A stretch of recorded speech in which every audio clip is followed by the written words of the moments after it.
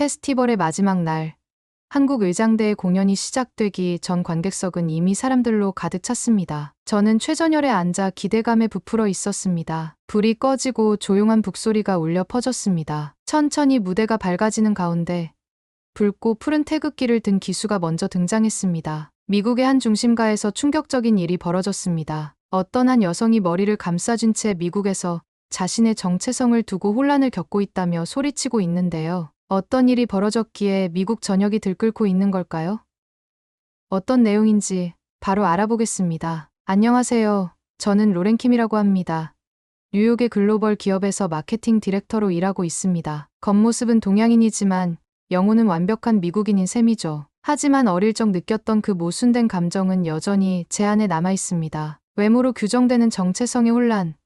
그것은 마치 거울 속에 비친 내가 진짜 나가 아닌 것 같은 기분이에요. 최근 회사에서 이상한 점을 발견했습니다. 아시아계 직원들 중에서도 유독 한국인 동료들만 예외적인 대우를 받는다는 사실이었어요. 처음엔 단순한 우연이라 생각했습니다. 하지만 시간이 지날수록 그것은 분명한 패턴으로 드러났죠. 회의에서 그들의 의견은 더 진지하게 받아들여졌고 승진 속도도 다른 아시아계 직원들보다 빨랐습니다. 특히 윤재현 이사는 입사 3년 만에 최연소 임원이 되었어요. 동남아시아계 동료 리나가 회의 중 아이디어를 제안했을 때 아무도 귀를 기울이지 않았습니다. 그러나 같은 내용을 한국인 직원 민수가 말했을 때는 모두가 고개를 끄덕였죠. 이런 장면이 반복될수록 제 마음속 의문은 깊어졌어요. 같은 아시아인인데 왜 이렇게 다른 대우를 받는 걸까요? 특히 저는 한국계 미국인임에도 불구하고 그들과는 다른 취급을 받았습니다. 한국어를 거의 할 줄 모르고 한국 문화에 익숙하지 않다는 이유만으로요. 이런 미묘한 차별은 마치 어린 시절의 기억을 다시 불러일으키는 듯했어요. 미국인인데 미국인이 아닌 것처럼, 한국계인데 한국인이 아닌 것처럼. 어느 날 회사 로비에서 우연히 마주친 윤재영과 짧은 대화를 나눴습니다. 그는 미팅 직전이었지만 제가 던진 질문에 놀라울 정도로 차분하게 답변했어요. 단 5분간의 대화였지만 그의 태도에서 뭔가 특별한 것을 느꼈습니다. 설명하기 어려운 자신감과 동시에 겸손함이었죠. 다음 주에 트리니티 대학에서 새로운 프로젝트 미팅이 있다는 소식을 들었습니다. 그리고 그곳에서 윤재영과 함께 일하게 될 거라는 사실도요. 이 우연이 어쩌면 제 의문에 대한 답을 찾는 기회가 될지도 모른다는 생각이 들었어요. 왜 한국인들은 그토록 다른 대우를 받는 걸까요? 그들의 태도에는 어떤 비밀이 숨어 있는 걸까요? 저는 노트북을 열고 한국에 대해 검색하기 시작했습니다. 수많은 정보가 화면을 가득 메웠지만 제가 궁금해하는 질문에 대한 답은 찾을 수 없었어요. 이 의문은 인터넷 검색으로 해결될 문제가 아니라는 걸 직감적으로 알았습니다. 트리니티 대학에서의 미팅이 기다려졌어요. 그곳에서 뭔가 달라질 것 같은 예감이 들었습니다. 트리니티 대학에 도착한 날, 캠퍼스는 가을의 정취로 가득했습니다. 우리 팀은 인류학과 클락 교수와의 인터뷰를 위해 강의실로 향했어요. 교수는 미래 사회와 민족성에 관한 연구로 유명한 분이었죠. 카메라가 세팅되고 인터뷰가 시작되었습니다. 미래 글로벌 사회에서 가장 주목해야 할 민족성은 무엇이라고 생각하십니까? 라는 질문에 클락 교수의 대답은 충격적이었어요. 한국입니다. 순간 스튜디오가 조용해졌습니다. 모두가 미국이나 중국을 예상했을 텐데 한국이라는 단어는 마치 폭탄처럼 터졌죠. 저도 놀라움을 감출 수 없었어요. 왜 하필 한국인가요? 누군가가 물었습니다. 그들은 세계 역사상 유례없는 민족입니다. 무력이 거의 없었음에도 수백 년간 강대국 사이에서 정체성을 지켜냈죠. 특히 한국전쟁 이후의 재건 과정은 인류학적으로 경이로운 사례입니다. 클락 교수의 설명에 저는 귀를 기울였습니다. 한국전쟁 당시 생존자들의 기록과 영상이 스크린에 나타났어요. 폐허가 된 도시, 굶주림에 지친 사람들.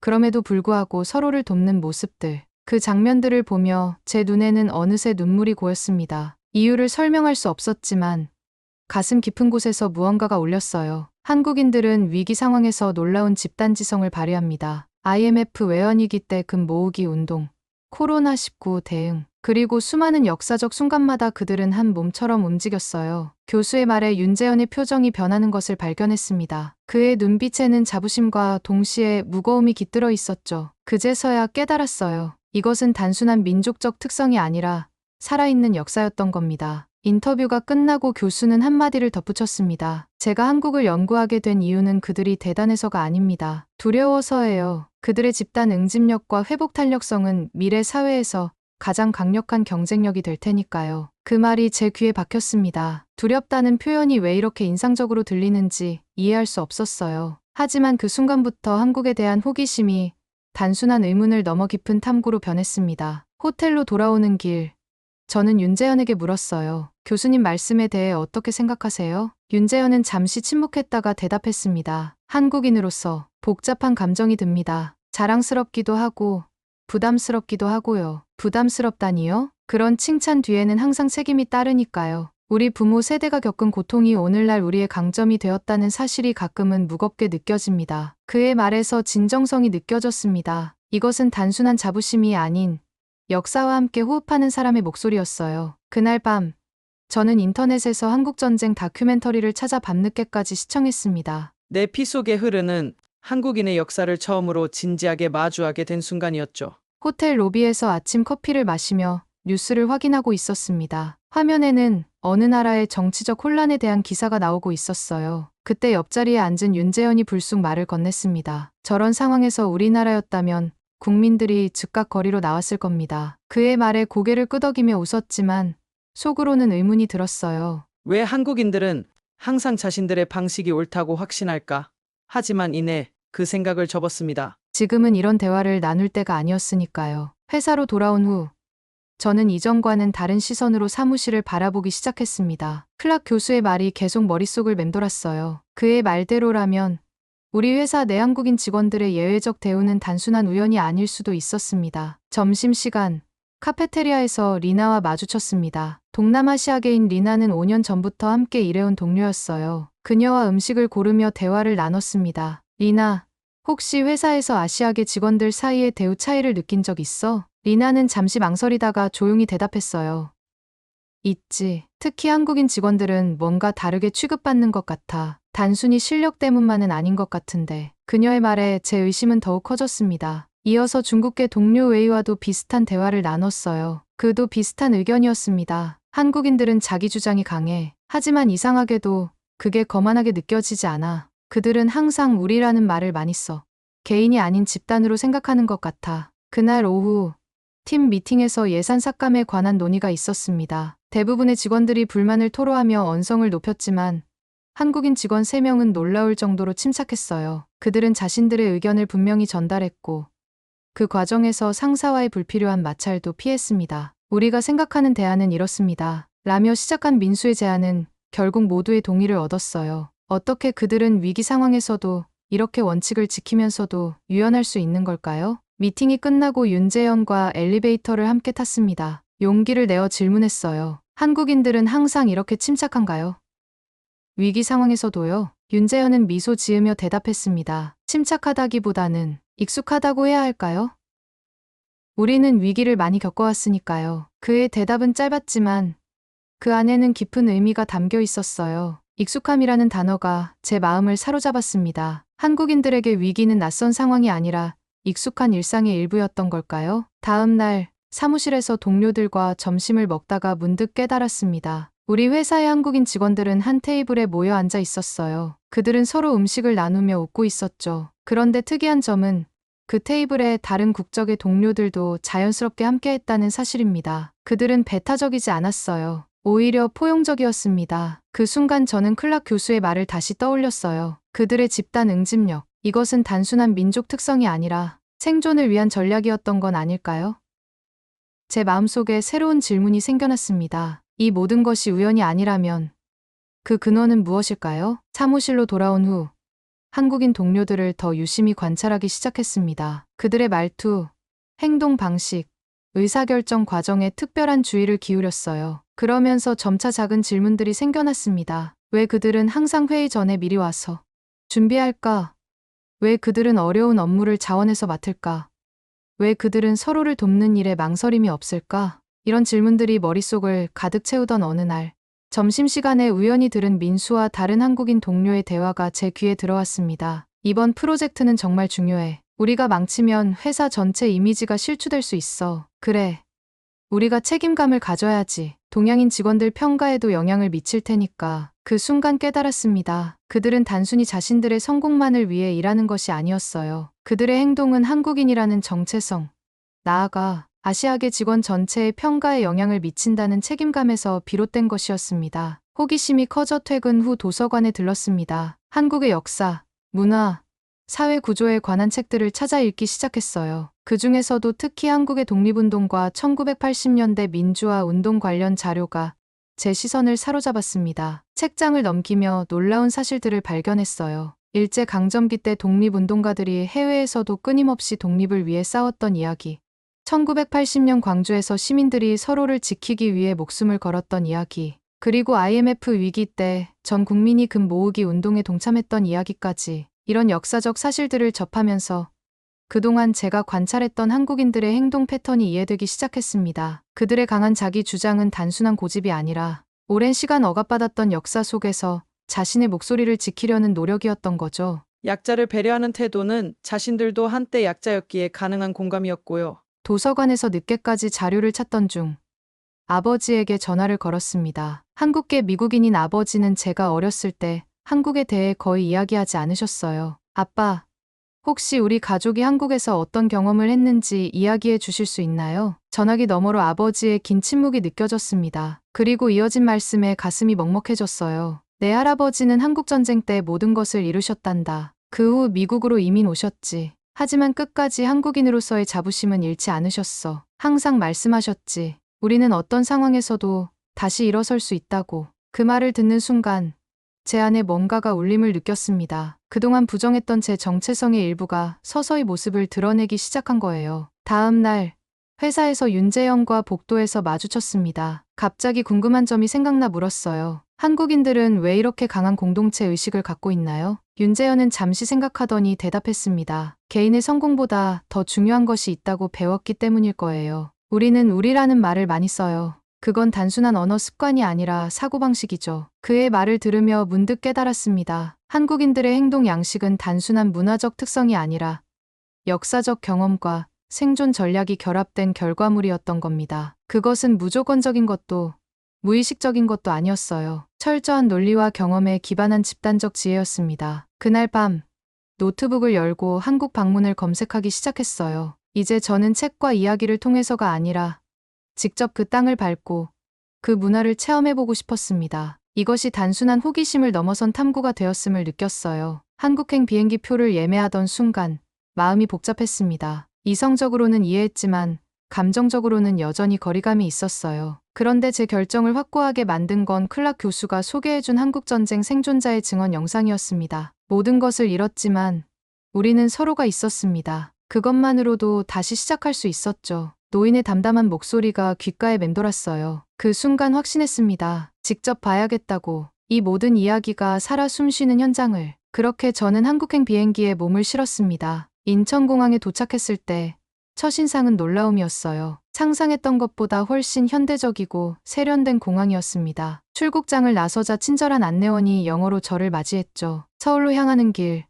차창 밖으로 보이는 풍경에 또 한 번 놀랐습니다. 빌딩 숲 사이로 보이는 산들.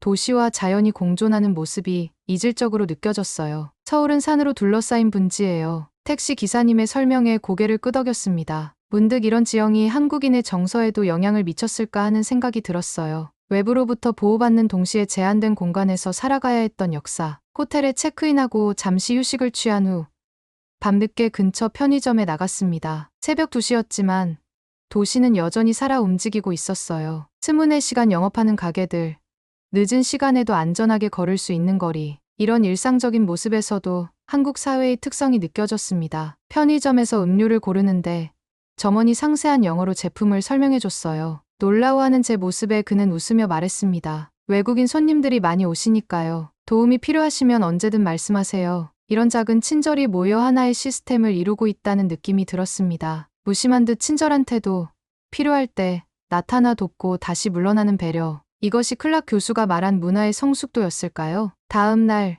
서울 시내 관광을 시작했습니다. 경복궁, 인사동, 남산타워까지 곳곳에서 옛것과 새것이 조화롭게 공존하는 모습이 인상적이었어요. 특히 경복궁 옆 현대적인 건물들이 고궁의 경관을 해치지 않도록 높이를 제한한 도시 계획이 눈에 띄었습니다. 국립중앙박물관에 들렀을 때 한 노인 자원봉사자를 만났어요. 그는 유창한 영어로 전시품을 설명해 주셨는데 흑백 사진 섹션에서 갑자기 말을 멈추셨습니다. 이 사진은 제가 어렸을 때 서울의 모습입니다. 폐허가 된 도시였죠. 1950년대 서울의 모습이 담긴 흑백 사진 앞에서 노인의 눈에 담긴 감정을 보았습니다. 그것은 단순한 회상이 아닌 살아있는 기억이었어요. 어떻게 이런 폐허에서 지금의 서울로 변할 수 있었나요? 제 질문에 노인은 잠시 생각에 잠겼다가 대답했습니다. 함께했기 때문이죠. 우리는 항상 함께했습니다. 그 말은 단순했지만 강렬했어요. 함께라는 단어가 이토록 무게감 있게 느껴진 적은 없었습니다. 노인과 헤어지며 감사 인사를 전했을 때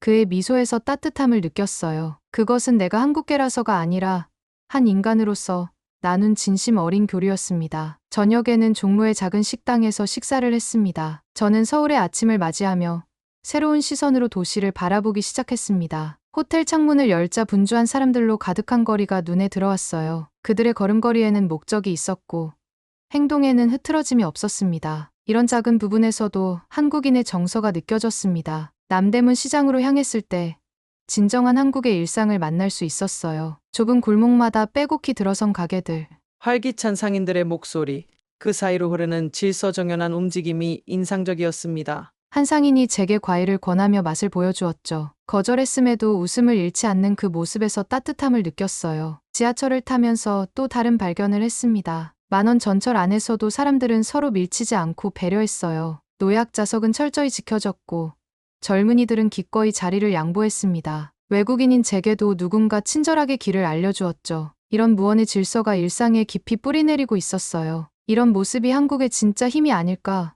생각했습니다. 법률이나 규칙이 아닌 서로에 대한 존중과 배려가 만든 질서. 이것은 단순한 예절이 아니라 생존을 위한 지혜였을지도 모릅니다. 점심으로 들른 백반집에서는 또 다른 문화적 깨달음이 있었어요. 테이블 위에 놓인 여러 개의 작은 반찬들.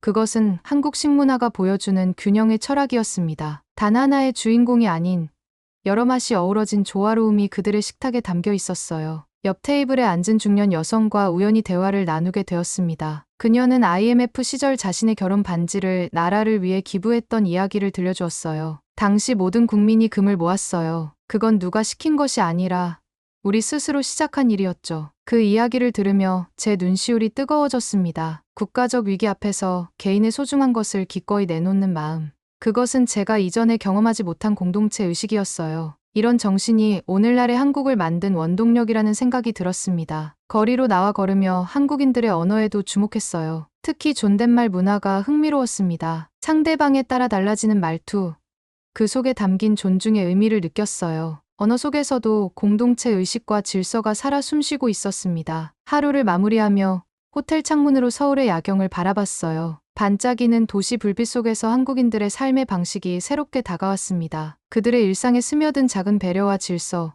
공동의 목표를 향한 끈질긴 의지가 이 도시를 빛내고 있었어요. 서울에서의 시간이 흐를수록 한국인들의 행동 패턴을 더 깊이 이해하게 되었습니다. 처음에는 그들이 단순히 자기중심적이라고 생각했어요. 하지만 면밀히 관찰할수록 그 행동의 본질은 전혀 다른 것임을 깨달았습니다. 명동의 복잡한 거리에서 한 장면을 목격했어요. 외국인 관광객이 길을 잃고 헤매고 있을 때 바쁜 출근길에도 불구하고 한 젊은이가 멈춰 서서 그들을 도와주었습니다. 단순한 길 안내가 아니라 목적지까지 직접 데려다주는 친절함이었죠. 이런 모습은 한국에서 자주 볼 수 있었어요. 역사박물관에서 만난 학예사와 대화를 나누며 한국의 역사에 대해 더 깊이 알게 되었습니다. 수백 년간 외세의 침략을 받았지만 단 한 번도 다른 나라를 침략한 적이 없는 민족. 무력보다는 지혜와 인내로 버텨온 역사가 오늘날 한국인의 정신을 형성했다는 사실이 놀라웠어요. 한국인들은 역사적으로 항상 우리라는 개념으로 살아왔습니다. 그것은 생존 전략이었어요. 학예사의 말이 제 마음에 깊이 새겨졌습니다. 지하철에서, 식당에서,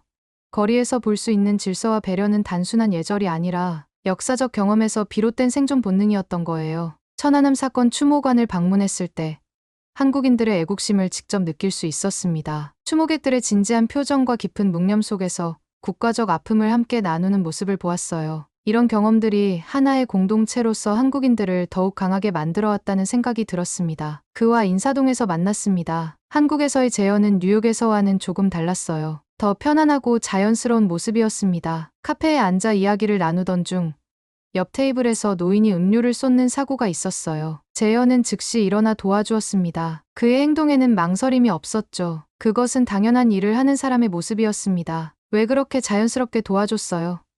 제 질문에 재현은 잠시 생각하더니 대답했어요. 특별한 이유는 없어요. 그게 옳은 일이니까요. 그 순간 깨달았습니다. 한국인들의 행동은 의식적인 선택이 아니라 내면화된 가치관에서 비롯된 것이었어요. 그들의 자기 중심 감정은 개인의 성공이나 이익이 아닌 공동체와의 관계 속에서 형성되어 왔습니다. 말이 아닌 행동으로 보여주는 가치관.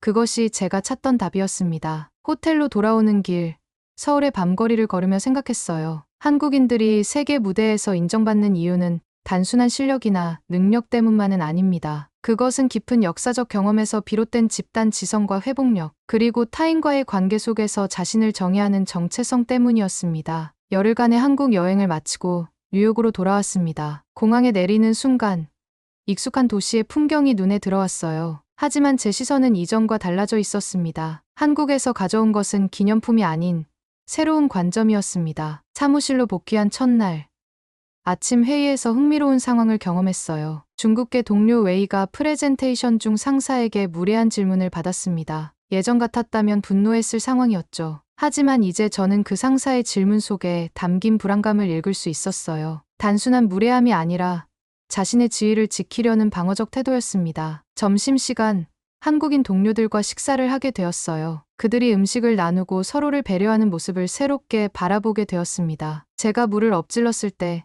민수가 아무 말 없이 냅킨을 건네는 작은 배려가 눈에 띄었어요. 예전에는 당연하게 여겼을 행동이 이제는 깊은 문화적 맥락으로 다가왔습니다. 한국 여행은 어땠어요?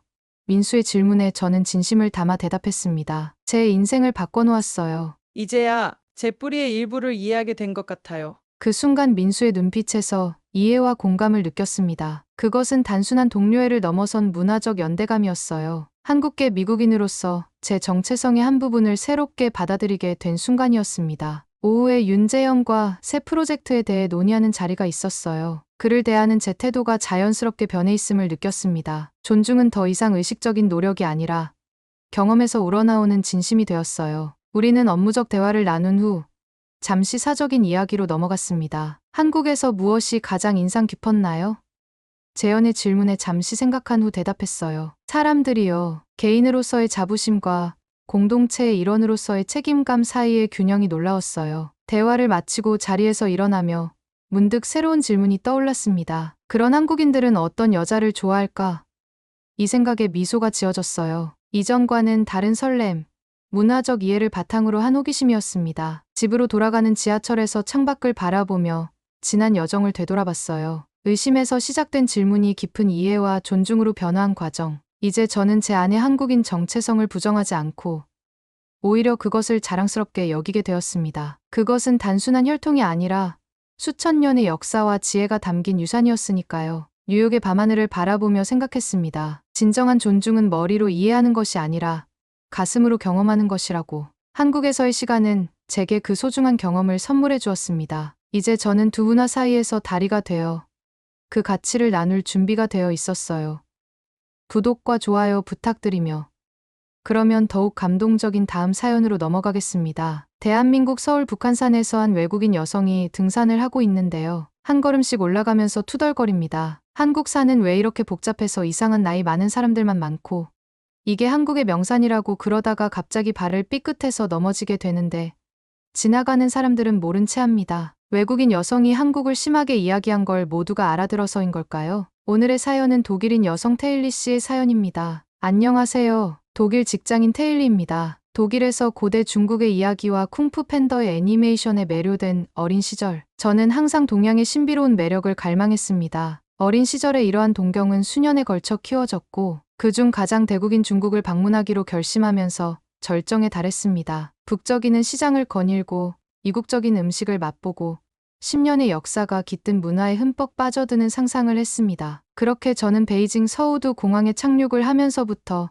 저희 사고가 조금씩 바뀌기 시작했으니 베이징 서우두 공항에 첫 발을 내딛는 순간부터 저는 문화적 충격의 물결에 휩싸였습니다. 언어 장벽은 넘을 수 없는 요새 같았습니다. 도착하자마자 입국 심사가 이루어졌는데 매우 철저하게 하더군요. 유럽이나 다른 나라에 갔을 때는 이런 적이 없었는데 말이죠. 직업까지 물어보는 건 당연한 절차니 그러려니 하겠는데 남자친구까지 있냐고 물어보는데 정말 어이가 없었습니다. 그래서 저는 계속 의사소통을 시도했지만 잘 되지 않았습니다. 그렇게 우여곡절 끝에 입국 심사를 마치고 베이징 시내로 가려고 하는데 표지판들이 너무 복잡한 것이었습니다. 공항 직원들에게 물어봐도 무표정한 눈빛이나 무시하는 제스처가 돌아왔습니다. 붐비는 거리를 돌아다니면서 저는 이방인처럼 고립되고 주변 사회와 단절된 느낌을 받았습니다. 한 번도 경험해보지 못한 외로움이었죠. 영화에서 보던 선명한 색채와 활기찬 거리는 현실의 회색 빛에 가려져 있었습니다. 공기는 오염으로 가득 차 있었고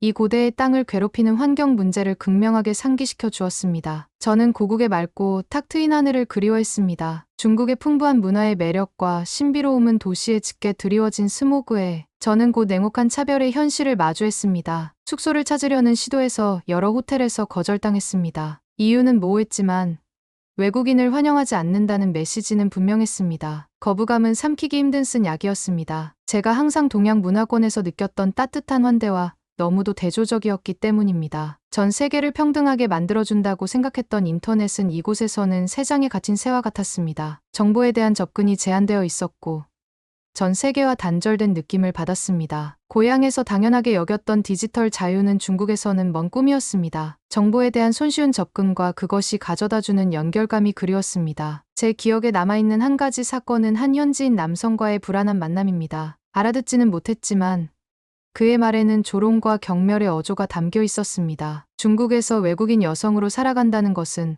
어려움과 두려움을 동반한다는 것을 깨달았습니다. 저는 매우 불편한 방식으로 취약하고 노출되어 있다고 느꼈습니다. 인프라는 현대적이지만 그 이면에 숨어있는 사회적 문제를 가릴 수는 없었습니다. 북적거리는 지하철과 우뚝 솟은 고층 빌딩은 중국의 암울한 삶의 현실을 감추는 외관이었습니다. 거리는 활기가 넘치지만 불평등과 고난의 현장이기도 했습니다. 저는 여행 책자나 영화에서 보여주지 않았던 중국의 빈곤과 절망을 목격했습니다. 고대 사원의 매력과 만리장성의 웅장함은 제가 느낀 만연한 소외감으로 인해 가려졌습니다. 대중교통을 이용하거나 음식을 주문하는 등 매일 새로운 도전이 이어졌습니다. 간단한 일도 엄청난 노력이 필요했고 저는 지치고 낙담했습니다. 그렇게 계속 중국 여행을 했는데 도시에서 도시로 이동할수록 문화적 장벽은 점점 더 높아지고 뚫을 수 없을 것만 같았어요. 어려움을 예상했지만 현실은 제가 예상했던 것보다 훨씬 더 벅찼습니다. 중국의 역사적인 중심지인 베이징에서 저는 고대 건축물의 웅장함과 현재의 극명한 현대성 사이의 단절에 충격을 받았습니다. 중국 건축의 경이로움인 자금성은 스카이라인을 지배하는 차갑고 비인격적인 고층 빌딩과 극명한 대조를 이뤘습니다. 이병치는 기대와 현실이 끊임없이 충돌하는 중국에서의 제 경험을 상징했습니다. 현지인들과 더 많이 교류할수록 문화적 격차는 더욱 분명해졌습니다. 대화를 시도하면 종종 혼란이나 무관심에 부딪혔습니다. 언어 장벽은 끊임없는 장애물이었고 기본적인 의사소통조차 답답하게 만들었습니다. 저는 간단한 대화나 친근한 미소, 따뜻한 손길이라도 간절히 바랐지만 이런 만남은 거의 없었습니다. 기본적인 영어를 해도 잘 못 알아듣더라고요. 나이가 많은 사람들이야 모른다고 쳐도 젊은 사람들이 잘 못 알아듣는 거 보니 정말 기가 찼습니다. 지금 생각해보니 알면서 일부러 대답을 안 해줄 것 같기도 하고요. 상하이의 혼잡한 거리는 또 다른 도전 과제였습니다. 이방인이라는 압도적인 느낌의 도시의 활기가 가려졌습니다. 처음에는 신나게 느껴졌지만 곧 소외감을 느끼게 했습니다. 사람들에게 둘러싸여 있었지만 이렇게 외로웠던 적은 없었죠. 빠르게 돌아가는 도시의 삶은 제가 원했던 개인적인 관계를 맺을 여지를 주지 않았죠. 중국에서의 숙박 경험은 특히 실망스러웠습니다. 호텔과 호스텔에서 외국인이라는 이유 외에는 아무런 설명도 없이 거절당하는 일이 반복되었습니다. 그나마 저를 받아준 곳도 기본적인 편의시설과 청결도가 떨어지는 수준 이하의 숙소가 많았습니다. 한 번은 낡은 호스텔에 머물던 중 부적절한 말과 몸짓을 하는 현지 남성과 불안한 만남을 가졌습니다. 이 사건으로 인해 저는 안전하지 않고 취약하다는 느낌을 받았고 중국에 대한 인식이 더욱 나빠졌습니다. 음식도 다양하고 맛있긴 했지만 쉽지 않았습니다. 중국어에 대한 지식이 부족했기 때문에 식사를 주문하는 것은 우연의 연속이었습니다. 제 입맛에 맞지 않거나 너무 맵거나 이국적인 음식이 나오는 등 제 입맛과는 거리가 먼 음식을 주문하는 경우가 많았죠. 요리에 대한 모험을 즐기는 것은 좋았지만 식사에 대한 불확실성이 계속되면서 전반적인 불안감이 커졌습니다. 중국에서의 시간이 끝나갈 무렵 저는 아쉬운 마음으로 제 경험을 되돌아보았습니다. 제가 그토록 탐험을 기대했던 중국의 풍부한 역사와 문화는 매일 직면하는 어려움에 가려져 있었습니다. 언어 장벽부터 이방인이라는 느낌까지 여행은 제가 기대했던 풍요로운 문화적 몰입과는 거리가 멀었습니다. 무거운 마음으로 저는 저를 매료시키기도 하고 좌절시키기도 했던 중국을 뒤로하고 짐을 쌌습니다. 한국행 비행기에 몸을 싣는 순간 안도감과 불안감이 교차하는 것을 어쩔 수 없었습니다. 한국에서의 경험이 또 다른 실망의 연속이 될까요? 아니면 제가 그토록 간절히 원했던 모험과 연결고리를 제공할까요? 비행기가 한국에 착륙하자 조심스럽게 희망이 느껴졌습니다. 중국 여행에 대한 실망감이 제 마음을 무겁게 짓누르고 있었지만 아시아의 다른 지역에서 새롭게 시작하기로 결심했습니다. 한국이 여행과 문화 탐험에 대한 제 믿음을 회복시켜 줄 완전히 다른 경험을 선사할 줄은 꿈에도 몰랐습니다. 인천국제공항에 들어서자마자 저는 극명한 대조를 경험했습니다. 모든 것이 매우 체계적이고 효율적이었습니다. 영어를 포함한 다양한 언어로 안내판이 설치되어 있어 길을 찾는 것이 매우 쉬웠습니다. 중국에서 느꼈던 소외감이 환영과 포용의 느낌으로 바뀌면서 안도의 물결이 저를 덮치는 것을 느꼈습니다. 입국 심사도 재빠르게 이루어졌습니다. 모든 게 자동화되어 있었기 때문에 중국에서처럼 사람을 볼 필요도 없었고요. 모든 게 빠르게 진행됐습니다. 현지인들과의 첫 만남은 여행 내내 분위기를 좌우했습니다. 편의점에서 저는 심카드를 사려고 화폐를 더듬더듬 만지작거렸습니다. 제 어려움을 눈치챈 점원은 거래를 도와주었을 뿐만 아니라 서울로 가는 다양한 교통편에 대해 설명해 주었습니다. 그의 영어 실력은 완벽하지는 않았지만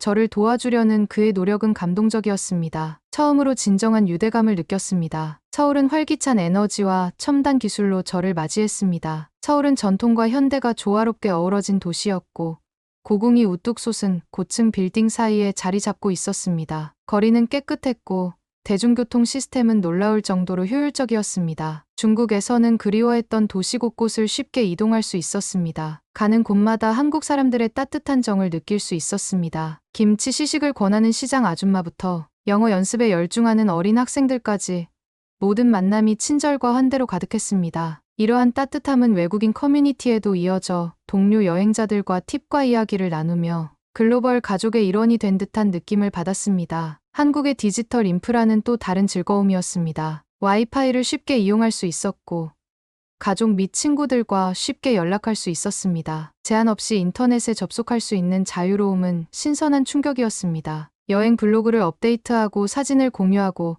방문할 장소를 검색하는 데 아무런 불편함이 없었습니다. 서울을 탐험하면서 저는 기술이 완벽하게 통합된 모습에 놀랐습니다. 실시간 업데이트를 제공하는 지하철의 디지털 스크린부터 모바일 결제의 편리함까지 기술은 서울에서의 삶을 더욱 편리하게 만들어 주었습니다. 기술이 종종 제한적이고 통제적으로 느껴졌던 중국에서의 경험과는 완전히 대조적이었습니다. 한국에서의 음식 경험도 즐거웠습니다. 장벽으로 음식 주문이 어려웠던 중국과 달리 한국에서는 많은 식당에 영어 메뉴판이나 그림이 있어 음식을 쉽게 선택할 수 있었습니다. 떡볶이의 얼큰한 매운맛부터 비빔밥의 포근한 온기까지 한국 음식의 풍미를 만끽했습니다. 외식은 더 이상 걱정거리가 아닌 즐거움이 되었습니다. 번화한 홍대 인근에 위치한 숙소에 자리를 잡으며 지금까지의 여정을 되돌아보았습니다. 한국은 전통과 현대, 그리고 가장 중요한 소속감이 조화를 이루는 곳으로 두 팔 벌려 저를 환영해 주었습니다. 중국에서 겪었던 문화적 충격과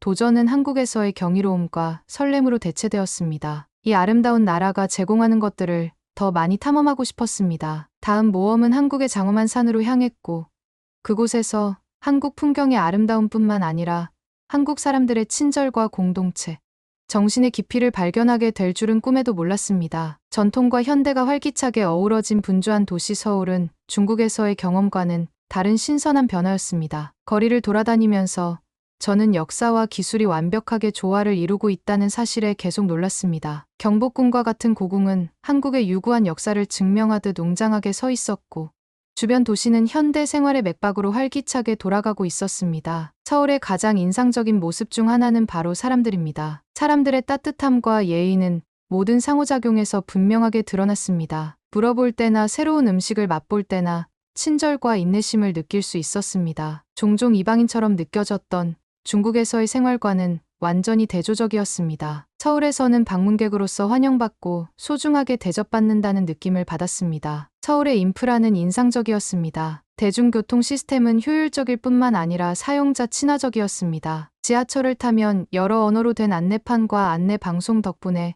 혼란 없이 도시 곳곳을 돌아다닐 수 있었습니다. 이동이 쉬워진 덕분에 전통 공예품과 찻집으로 유명한 인사동과 세계 각국의 문화가 어우러진 이태원 같은 동네를 방문하며 서울을 더 깊이 있게 탐험할 수 있었습니다. 서울의 음식은 여행의 또 다른 하이라이트였습니다. 호떡을 파는 길거리 포장마차부터 고급 한식을 제공하는 고급 레스토랑까지 그 종류는 놀라울 정도로 다양했습니다. 저는 새로운 음식들을 열심히 먹어보면서 맛의 향연이 펼쳐지는 것을 느꼈습니다. 입맛에 맞는 음식을 찾는데 어려움을 겪었던 중국에서의 요리 경험과는 사뭇 달랐습니다. 서울에서의 쇼핑은 그 자체로 모험이었습니다. 명동의 트렌디한 부티크부터 강남의 명품 매장까지 서울의 패션은 역동적이고 다양했습니다. 또한 광채 피부를 약속하는 다양한 제품을 판매하는 매장에서 스킨케어의 매력도 발견했습니다. 언어 장벽과 거대한 시장 규모 때문에 쇼핑이 부담스러웠던 중국과는 확연한 차이를 느낄 수 있었습니다. 서울에서 가장 기억에 남는 경험 중 하나는 전통 한옥 마을을 방문한 것이었습니다. 아름답게 보존된 한옥들이 늘어선 좁은 골목길을 걷다 보니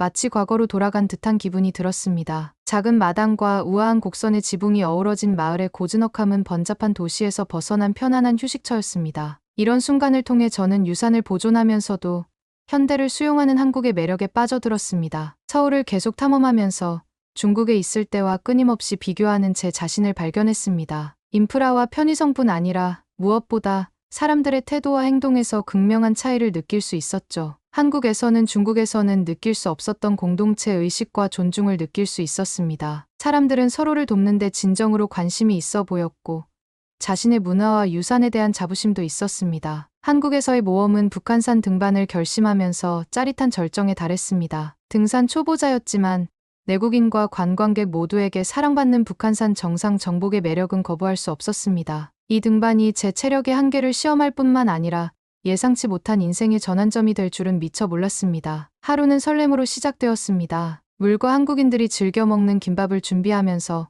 저는 산에 오를 준비가 되었다고 느꼈습니다. 처음에는 경치도 좋고 경사도 완만하여 산행이 무척 즐거웠습니다. 무성한 녹지 새들의 지저귀임 신선하고 맑은 공기 등 주변의 아름다움에 넋을 잃었습니다. 분주한 서울의 도시 생활에서 벗어난 듯한 기분이 들었습니다. 하지만 조금 더 나아갈수록 길은 점점 더 위험해졌습니다. 경사가 가파르고 길이 좁아졌습니다. 저는 결단력과 아드레날린이 뒤섞인 힘으로 계속 밀고 나갔습니다. 하지만 순식간에 모든 것이 바뀌었습니다. 느슨한 바위에 발이 미끄러졌고 거친 경사면 아래로 굴러 떨어졌습니다. 세상이 제 주위를 빙글빙글 돌며 하늘과 땅이 흐릿하게 보이다가 아찔하게 멈췄습니다. 멍한 상태로 고통스럽게 누워있다가 발목을 다쳤다는 사실을 깨달았습니다. 공황 상태가 시작되었습니다. 산에 혼자 남겨진 저는 걸을 수 없게 되었습니다. 고요한 모험이 악몽으로 바뀌었습니다. 도움을 요청하려고 했지만 광활한 대자연 속에서 목소리가 들리지 않았습니다. 서울 거리에서 느꼈던 연결성과는 극명하게 대비되는 고립감이 저를 압도했습니다. 그곳에 누워 제가 처한 상황을 받아들이기 위해 고군분투하고 있을 때 목소리가 들렸습니다. 나중에 아저씨라고 부르게 된 한국인 등산객들이 저를 발견한 것입니다. 그들은 북한산 등산로에 익숙한 정기적인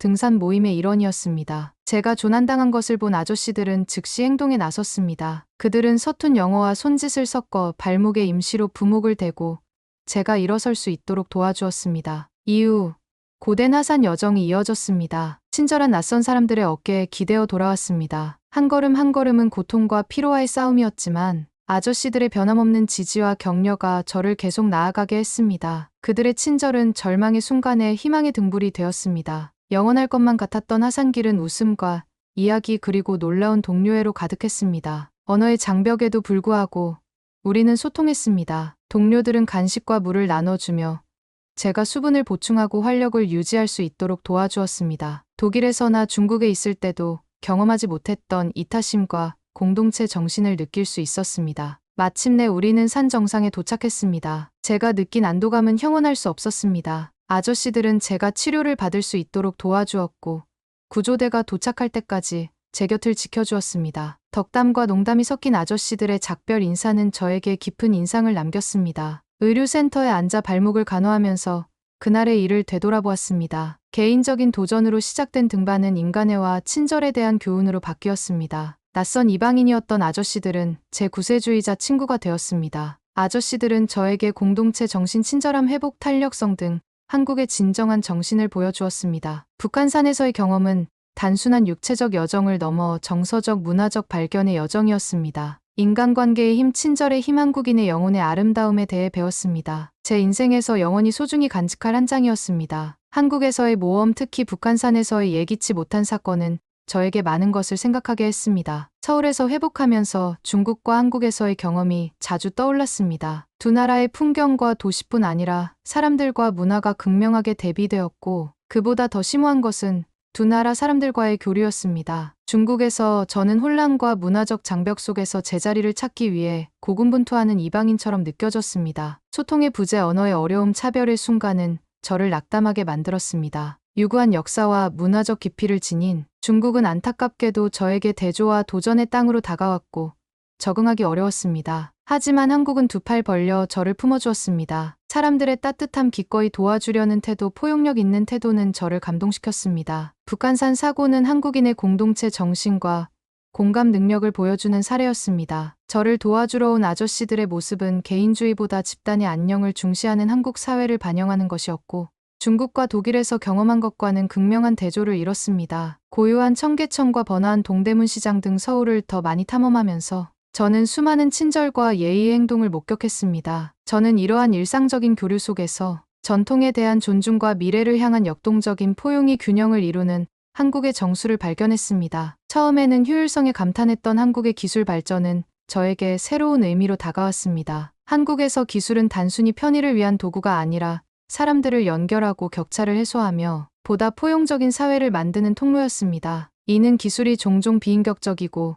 제한적으로 느껴졌던 중국에서의 경험과는 매우 대조적이었습니다. 제 미식 모험도 한국에서 더 나은 방향으로 바뀌었습니다. 음식은 단순한 영양 공급이 아니라 문화를 경험하고 사람들과 소통할 수 있는 수단이었습니다. 새로운 친구들과 막걸리와 파전을 나눠 먹는 것부터 현지인의 집에 초대받아 한국 전통 저녁 식사를 하는 것까지 매 끼니마다 한국 문화의 중심부로 들어가는 여정이었습니다. 여행이 끝나갈 무렵 저는 제 여정을 되돌아보게 되었습니다. 중국과 한국에서의 경험은 대조적이었습니다. 중국이 도전의 연속이었다면 한국은 환희의 연속이었습니다. 제 여정을 기억에 남게 만든 것은 장소뿐만 아니라 제가 만난 사람들과 그들이 제게 가르쳐준 교훈이었습니다. 한국에서 저는 공동체의 가치, 친절의 아름다움, 회복, 탄력성의 힘을 배웠습니다. 제가 만난 사람들이 전해준 이러한 교훈은 집에 돌아간 후에도 오랫동안 기억에 남을 것입니다. 한국은 단순히 여행의 목적지가 아니라 뿌리 깊고 활기차게 진보하는 문화를 이해하기 위한 여정이었습니다. 떠나기 위해 짐을 싸면서 저는 깊은 감사함을 느꼈습니다. 중국에서 느꼈던 환멸을 한국은 치유해 주었습니다. 한국은 저에게 문화적 이해의 힘과 열린 마음을 갖는 것의 중요성을 보여주었습니다. 두 나라를 여행한 것은 단순한 여행 경험을 넘어 공감과 회복력, 그리고 출신 국가와 상관없이 우리 모두를 이어주는 무언의 유대에 대한 인생 교훈을 얻었습니다. 추억과 교훈 그리고 따뜻함을 선사해준 대한민국에 감사드립니다. 여러분은 제 마음과 세계관에 지울 수 없는 흔적을 남겼습니다. 그러면 재미있는 다음 사연으로 넘어가겠습니다. 일본 도쿄 한 영국인 여성이 깊은 한숨을 쉬면서 친구랑 영상통화를 하고 있습니다. 한국에 오라고. 너 일본에 있는 게 힘들잖아. 한국으로 와. 한국 정말 좋다니까. 한국에 갈 바에는 LA로 돌아갈 거야. 그런 듯도 보도 못한 나라의 외가. 오늘의 사연은 일본에 사는 영국인 에밀리 씨의 사연입니다. 안녕하세요. 영국인 에밀리입니다. 도쿄에서 비행기에서 내리자마자 제 가슴은 설렘으로 뛰었습니다. 어릴 적 꿈에 그리던 땅이 바로 여기였어요. 네온사인, 번화한 거리, 최첨단 기술의 가능성 등 모든 것이 초현실적으로 보였습니다. 저는 전통 문화와 현대적 발전이 조화를 이루는 일본을 항상 동경해 왔습니다. 마치 사무라이와 로봇이 만나는 미래의 세계로 들어온 것 같았죠. 일본 기술 기업에서 일하는 것은 제 꿈이 실현된 것이었습니다. 저는 이 첨단 기술의 천국에서 번창하며 세상을 바꿀 혁신에 기여하는 제 모습을 상상했습니다. 하지만 하루가 몇 주가 몇 달이 지나면서 도쿄의 반짝임이 사라지기 시작했습니다. 일본 생활의 현실은 제가 상상했던 꿈과는 거리가 멀었습니다. 가장 먼저 눈에 들어온 것은 생활비였습니다. 도쿄는 물가가 매우 비쌌습니다. 서류상으로는 넉넉해 보였던 제 월급은 기본 생활비를 충당하기에도 턱없이 부족했습니다. 일달에 한국 돈으로는 180만 원 정도가 제 월급이었어요. 제가 구할 수 있는 아파트는 작고 비좁아서 맨체스터에 있던 넓고 안락한 집과는 거리가 멀었습니다. 어느 날 지하철 막차를 타지 못해서 택시를 타게 되었는데 신주쿠에서 이케부쿠로까지 10만 원이라는 금액이 나온 뒤로는 저는 택시를 이용하지 않게 되었습니다. 게다가 현금으로 계산만 된다는 거였는데 매우 불편했습니다. 하지만 생활비만 문제가 된 것은 아니었습니다. 일본의 직장 문화는 지치게 만들었습니다. 야근이라는 개념이 뿌리 깊게 박혀 있어서 정규 근무 시간을 훌쩍 넘겨 사무실에서 오랜 시간을 보내는 일이 드물지 않았습니다. 정시에 퇴근하지 않으면 헌신성이 부족한 것으로 간주되는 문화였죠. 집에서 누렸던 일과 삶의 균형이 그리워졌습니다. 어려움은 여기서 끝나지 않았습니다. 외국인으로서 저는 종종 이방인처럼 느껴졌습니다. 언어를 배우고 문화를 이해하려는 노력에도 불구하고 분명한 격차가 있었습니다. 사회적인 환경뿐만 아니라 직장에서도 미묘한 차별에 직면했습니다. 제 아이디어는 종종 간과되었고 제 목소리를 내는데 어려움을 겪었습니다. 게다가 만원 열차 끊임없는 서두름 개인 공간 부족 등 사소한 일들이 더해졌습니다. 맨체스터에서 익숙했던 평화롭고 여유로운 삶과는 완전히 대조적이었죠. 한때 꿈꿔왔던 활기찬 도시는 이제 압도적이고 숨막히는 느낌이었죠. 이렇게 힘들어하던 시기에 영국에서 친하게 지내던 동료 나타샤가 저에게 연락을 해왔습니다. 나타샤는 한국으로 이주해 즐겁게 생활하고 있었습니다. 그녀는 저에게 한국에 와서 새로운 경험을 해보라고 제안했습니다. 처음에는 망설였습니다. 일본에서의 경험으로 인해 다른 아시아 국가가 제공할 수 있는 것에 대해 회의적이었기 때문입니다. 하지만 생각할수록 한국이 매력적으로 다가왔어요. 저에게는 휴식과 재충전의 기회가 필요했어요. 도쿄를 떠나는 것은 제가 가장 좋아한다고 생각했던 책의 한 장을 덮는 것과 같았습니다. 비행기가 하늘로 솟아오르면서 저는 거대한 도시 빛과 삶이 모자이크처럼 뒤섞인 도시를 내려다보았습니다. 안도감과 슬픔이 뒤섞인 기분이 들었습니다. 숨막히는 삶에서 벗어났다는 안도감과 놓아야 하는 꿈에 대한 슬픔이 교차했습니다. 서울로 가는 비행시간은 짧았지만 사색할 수 있는 충분한 시간이었습니다. 만약 한국이 일본의 또 다른 버전이었다면 똑같은 어려움과 소속감을 느끼지 못한다면 어떨까? 비행기가 서울에 착륙하자마자 이런 생각들이 머릿속을 맴돌았습니다. 하지만 인천공항에 들어서자마자 다른 분위기가 느껴졌습니다. 현대적이고 효율적이며 놀라울 정도로 환영하는 분위기였죠. 제 친구 나타샤가 따뜻한 미소로 저를 기다리고 있었죠.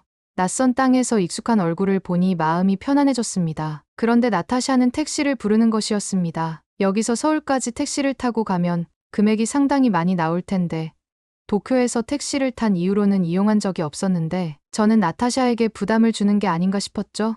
그런데 택시를 부르겠다고 했는데 나가서 택시를 잡는 게 아닌 거예요. 핸드폰 어플로 택시를 부르는데 예상 시간 예상 금액까지 나오더라고요. 금액은 꽤 먼 거리였는데 3만 원 정도가 나왔습니다. 일본이라면 공항에서 도쿄 시내까지 15만 원이 넘게 나오는데 한국은 너무 저렴했습니다. 그동안 한국을 무시한 제가 부끄러워졌습니다. 괜히 한국이 강국이 아니라는 걸 깨달았어요. 택시를 타고 서울로 향하는 길에 저는 바로 대조적인 풍경에 놀랐습니다. 도로는 넓고 도시는 깨끗했으며 모든 것이 질서정연해 보였습니다. 나타샤는 한국 생활에 대해 신나게 수다를 떨었고 그녀의 말에는 오랫동안 느끼지 못했던 만족감이 가득했습니다. 서울에서의 첫 며칠은 새로운 경험의 연속이었습니다. 일상생활에 자연스럽게 녹아든 첨단 기술에 놀랐습니다. 대중교통 시스템은 효율적이고 시간도 잘 지키며 놀라울 정도로 저렴했습니다. 서울 자전거 공유 시스템은 혼잡하고 혼란스러운 도쿄의 거리와는 거리가 먼 최첨단 시스템이었습니다. 하지만 저를 감동시킨 것은 기술뿐만 아니라 사람들이었습니다. 제가 만난 한국인들은 서로를 존중하고 정숙했습니다. 예의와 질서가 잘 지켜지고 있어서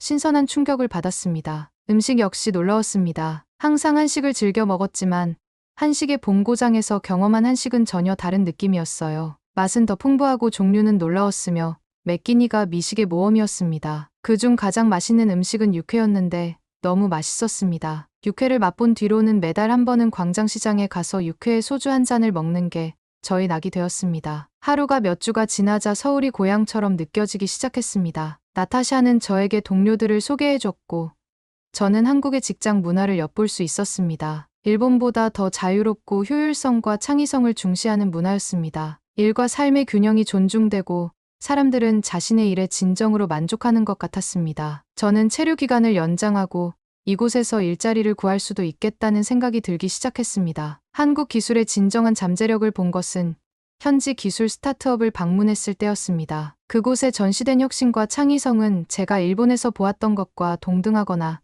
그 이상이었어요. 제가 만난 사람들은 단순히 시간을 채우기보다는 변화를 만들고자 하는 열망으로 자신의 일에 열정을 쏟고 있었습니다. 서울을 여행할수록 저는 서울과 서울 사람들을 더욱 사랑하게 되었습니다. 활기찬 거리 생활, 고즈넉한 공원, 풍부한 문화유산 등 서울은 전통과 현대가 완벽하게 어우러진 도시였습니다. 저는 남산 등반, 유서 깊은 경복궁 탐방, 한국어 수업 등 상상도 못했던 일들을 하고 있는 제 자신을 발견했습니다. 첫 방문이 끝나갈 무렵 저는 결정해야 할 일이 있다는 것을 깨달았습니다. 맨체스터로 돌아가는 것은 더 이상 저와 맞지 않는 삶으로 돌아가는 것 같았습니다. 서울은 저에게 새로운 가능성, 새로운 생활과 일의 방식에 눈을 뜨게 해주었습니다. 일본에서의 생활에서 벗어나 휴식을 취하기 위해 한국에 왔지만 저는 더 많은 것을 발견했습니다. 저는 도약을 결심했습니다. 서울을 새로운 삶의 터전으로 삼기로 결심하고 서울의 일자리를 지원하기 시작했습니다. 주변에서 볼 수 있는 에너지와 혁신의 일부가 되고 싶었습니다. 전문가로서 뿐만 아니라 한 인간으로서도 성장하고 싶었습니다. 그래서 입사 지원서를 보내면서 설렘과 희망을 느꼈습니다. 서울은 단순한 도시가 아니라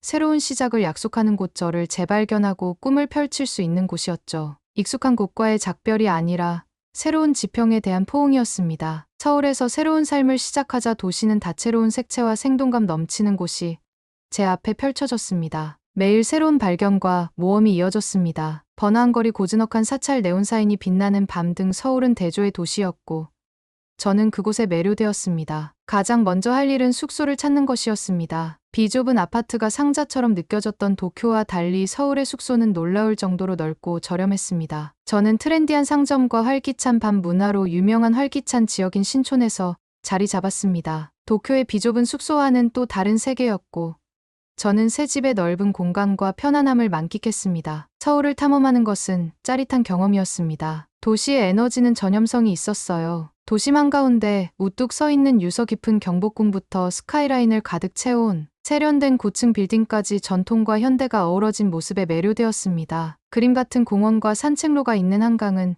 저에게 휴식과 사색의 공간이자 피난처가 되었습니다. 서울의 음식은 정말 환상적이었어요. 매콤한 떡볶이를 파는 포장마차부터 훌륭한 한식 바비큐를 제공하는 고급 레스토랑까지 매 끼니가 즐거웠습니다. 김치의 즐거움, 김이 모락모락 나는 비빔밥 한 그릇의 편안함, 순두부찌개 같은 새로운 요리를 시도하는 짜릿함을 발견했습니다. 맛은 대담했고 재료는 신선했으며 경험은 언제나 기억에 남았습니다. 하지만 서울을 진정으로 특별하게 만든 것은 사람들이었습니다. 제가 만난 사람들은 따뜻하고 친절했습니다. 인사동의 구불구불한 거리에서 길을 잃었을 때 친절한 할머니 한 분이 길을 안내해 주셨을 뿐만 아니라 목적지까지 데려다 주셨던 기억이 납니다. 그런 친절은 흔한 일이었고 일본에서는 느끼지 못했던 방식으로 환영받는다는 느낌을 받았습니다. 한국 문화에 빠져들면서 한국어를 배우기 시작했습니다. 한국어는 어려웠지만 저는 결심했습니다. 수업을 듣고 현지인들과 함께 연습하고 천천히 의사소통을 시작했어요. 한국어로 음식을 주문하거나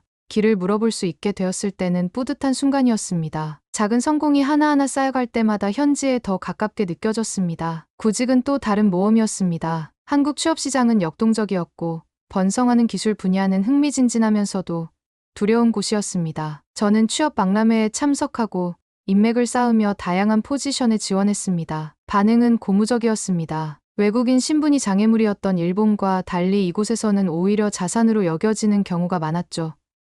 저는 다른 관점을 가지고 있었고 그 점을 높이 평가해 주었죠.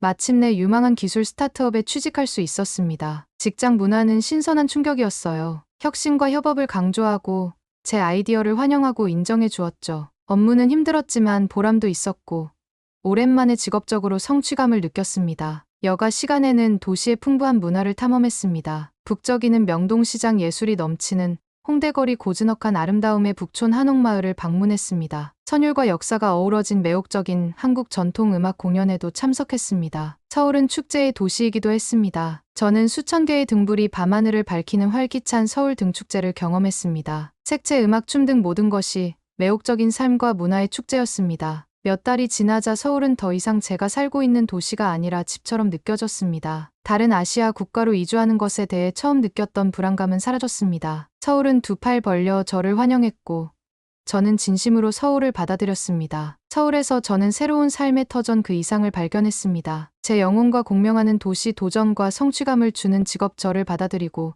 지지해주는 커뮤니티를 발견했습니다. 제가 찾은 것은 변화였습니다. 서울은 저에게 새로운 보금자리를 마련해 줬을 뿐만 아니라 삶에 대한 새로운 관점을 제시해 줬습니다. 미래를 바라보면서 저는 설렘과 기대감으로 가득 찼습니다. 서울은 이미 저에게 많은 것을 주었고 아직 발견해야 할 것이 훨씬 더 많다는 것을 알았습니다. 이 활기찬 도시에서의 여정, 성장과 발견, 기쁨의 여정은 이제 시작에 불과했습니다. 활기찬 한국 기술 스타트업의 세계에 발을 들여놓는 것은 새로운 우주로 들어가는 것과 같았습니다. 에너지와 아이디어 그리고 전염성 있는 할 수 있다는 정신이 넘쳐나는 곳이었죠. 이곳에서 저는 단순히 직장에서 일하는 것이 아니라 미래를 만들어가는 열정을 가진 팀의 일원이 되었다는 것을 깨달았습니다. 서울의 스타트업 환경은 도쿄에서 일했던 이전 직장과는 완전히 대조적이었습니다. 이곳에서는 창의성과 혁신이 단순히 장려되는 것이 아니라 회사의 생명줄과도 같았습니다. 제 동료들은 저마다 독특한 관점과 기술을 가진 다양한 인재들로 구성되어 있었습니다. 이렇게 역동적인 팀의 일원이 된 것은 정말 짜릿한 일이었습니다. 우리가 맡은 프로젝트는 종종 최첨단 기술을 다루는 야심찬 프로젝트였죠. 저는 최신 인공지능과 머신러닝을 활용하여 새로운 소프트웨어 솔루션을 개발하는 일을 하게 되었습니다. 작업 속도는 빨랐고 업무는 까다로웠지만 제게는 즐거운 도전이었습니다. 우리가 하는 일에 목적 의식이 있었고 중요한 일의 일부라는 느낌이 들었기 때문입니다. 가장 눈에 띄는 차이점 중 하나는 일과 삶의 균형에 대한 접근 방식이었습니다. 일본에서는 장시간 근무와 과로 문화가 저를 지치게 만들었습니다. 하지만 여기서는 개인 시간을 건강하게 존중하는 분위기가 있었어요. 물론 열심히 일하긴 했지만 창의성과 생산성을 위해서는 휴식이 필수적이라는 인식도 있었죠. 이러한 균형 덕분에 저는 그 어느 때보다 더 생산적이고 의욕적으로 일할 수 있었습니다. 팀원들은 저를 지지해 주었고 자신의 지식과 경험을 기꺼이 공유해주는 멘토들을 만날 수 있었습니다. 멘토들은 비즈니스 에티켓을 이해하는 것부터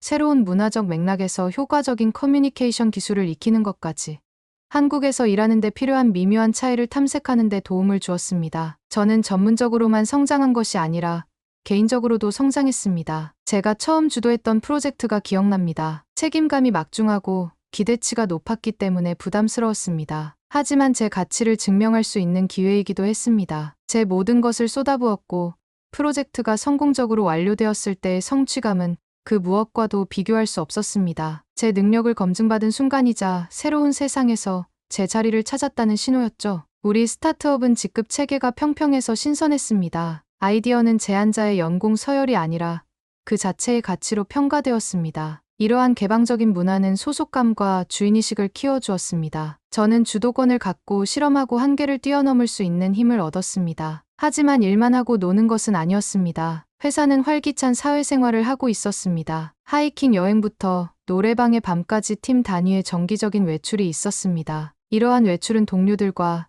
유대감을 형성하고 동료 이상의 존재로 인식할 수 있는 기회였습니다. 이는 강력한 팀 정신을 형성하는 데 도움이 되었고 이는 업무에도 반영되었습니다. 몇 달이 지나면서 저는 회사의 비전에 점점 더 투자하는 제 자신을 발견했습니다. 저는 단순한 직원이 아니라 공동의 꿈의 일부였습니다. 프로젝트가 실현되는 것을 보고 우리가 하는 일이 영향을 미친다는 것을 알았을 때 느끼는 만족감은 매우 컸습니다. 이 새로운 일의 세계에서 저는 단순한 직업 이상의 것을 찾았습니다. 저는 제 잠재력을 발휘할 수 있는 곳, 도전과 지원 가치를 인정받는 곳을 찾았습니다. 그곳은 일이 단순히 목적을 위한 수단이 아니라 성장과 발견의 여정이 되는 곳이었죠. 서울 생활에 정착하면서 저는 한국 문화를 더 깊이 공부하기 시작했습니다. 처음으로 깊이 있는 문화 체험을 한 것은 한국 전통 음악 콘서트에 참석한 것이었습니다. 가야금과 같은 전통 악기의 교향곡과 판소리에 잊혀지지 않는 아름다움을 통해 이야기를 엮어내는 매혹적인 선율이었죠. 역사와 예술이 어우러진 매혹적인 공연이었고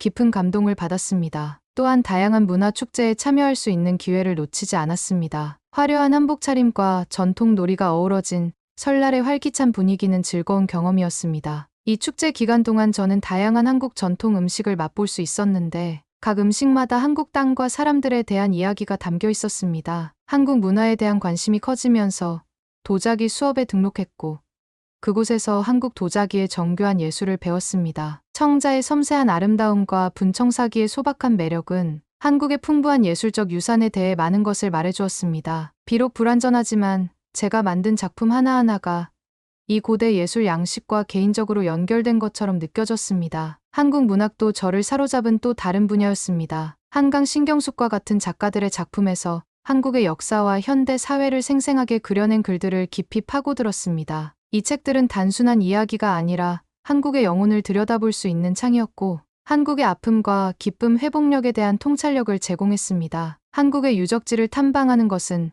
마치 역사의 한 페이지를 걷는 것과 같았습니다. 경복궁의 웅장함부터 불국사의 고즈넉한 아름다움까지 각 유적지마다 한국의 과거에 대한 이야기가 담겨 있었습니다. 이 방문은 단순히 랜드마크를 보는 것이 아니라 수세기에 걸친 한 나라의 여정을 이해하는 것이었습니다. 가장 인상 깊었던 경험 중 하나는 비무장지대 방문이었습니다. 국경에 서서 북한 땅을 바라보니 이 땅의 분단된 역사가 생생하게 떠올랐습니다. 현대의 한국을 형성한 복잡성과 슬픔을 더 깊이 이해하게 된 가슴 아픈 순간이었습니다. 서울에서의 사교계도 외국인뿐만 아니라 많은 내국인을 포함하여 확장되었습니다. 이러한 우정은 일상적인 한국 생활의 관문이 되었습니다. 가정집에 초대받아 전통 음식을 먹기도 하고, 지역사회 행사에 참여하기도 하고, 한국 결혼식에도 참석했습니다. 이런 경험들을 통해 저는 한국 사회의 중심에 더 가까이 다가갈 수 있었습니다. 서울에서의 여정이 계속되면서 앞으로 더 많은 도전이 있을 것이라는 것을 알았습니다. 하지만 저에게는 그 도전에 맞설 수 있는 힘과 지원이 있다는 것도 알았습니다. 서울은 더 이상 제가 사는 도시가 아니라